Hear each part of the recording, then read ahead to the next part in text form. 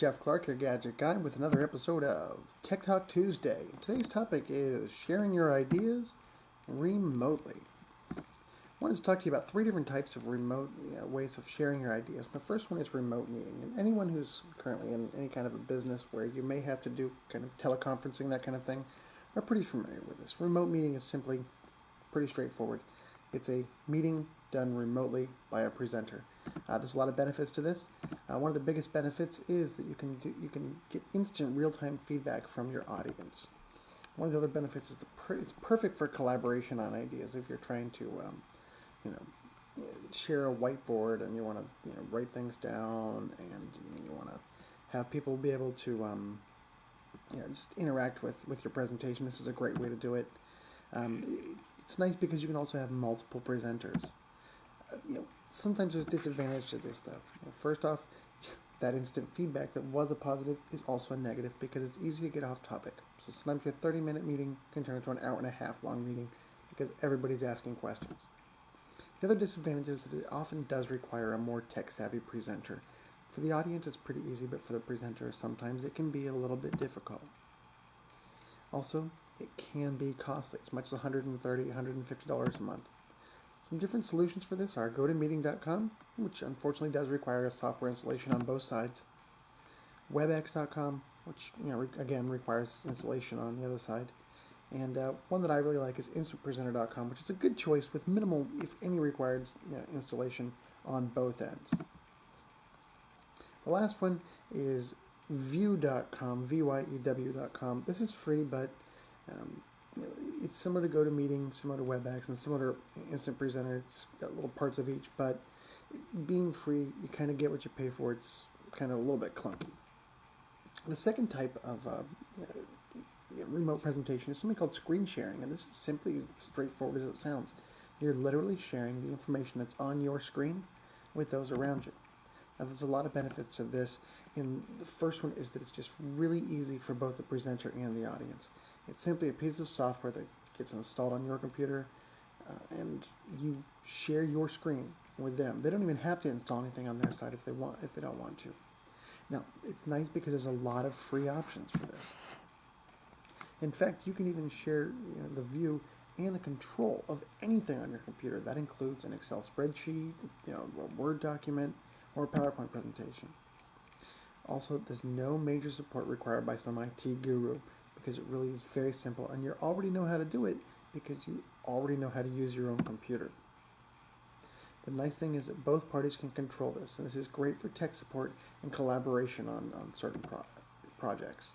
The disadvantages to this are that it's got a limited size audience. Usually it's just a one-to-one audience. Also, sometimes the quality can be a little bit sketchy, especially if you go for the option where they don't have to install something on their computer. You're going to suffer a little bit with the quality of that. It does require installation on both sides for best results. Again, you can do it without installing something on the audience's side, but for the best results, you're going to install the software on both your side and their side. Now, some recommendations of this is LogMeIn.com. This is free, but it does require setup. One of the nice things is that you can actually share it with an iPhone, via an application. So if someone has an iPhone, you can actually share it with them while they're on the road, but the app is $30. TeamViewer.com is the one that I use quite often for tech support.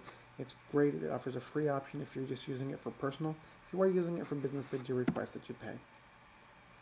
And it does offer a variety of types of connections, including the option for someone not to have to install it on their side if they just want to see what's going on your screen. The third and final option is a pre-recorded screencast. That's what I'm doing right now, where I'm recording my voice while I basically present to you via PowerPoint presentation, or really I can show you anything that's on my screen.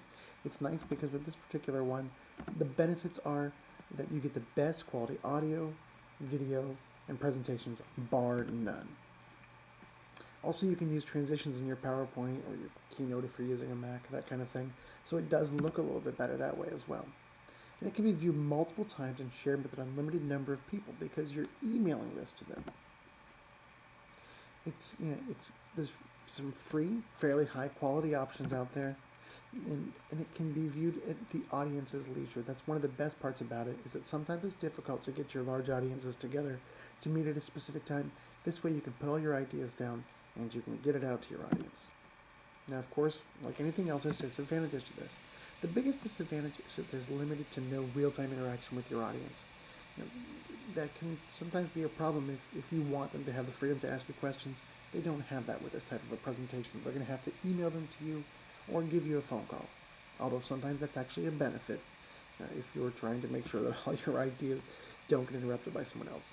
Now, it does, of course, require planning in advance because you are going to want to have some type of a script written down because you're going to be controlling your screen, and sometimes it's a little bit difficult to talk while doing that. Sometimes it does require some basic editing skills if you want to make it look its best. Some recommendations for some pre-recorded screencasts are jingproject.com. This is a free program for both Mac and PC. If you're looking for one that's a little bit higher end, you can get Camtasia. You can go to camtasia.com for that. Now, this is a PC-only product at this point. And then for the Mac, you can use screenflick.com, which is what I'm using right now. So once again, the three options are remote meeting, screen share, and pre-recorded screencasts. Anyway, guys, hope this information was useful to you. This was actually something that was on request by my sister of all people. She had requested that I put together some information on this, and I really do appreciate any feedback that you guys want to give.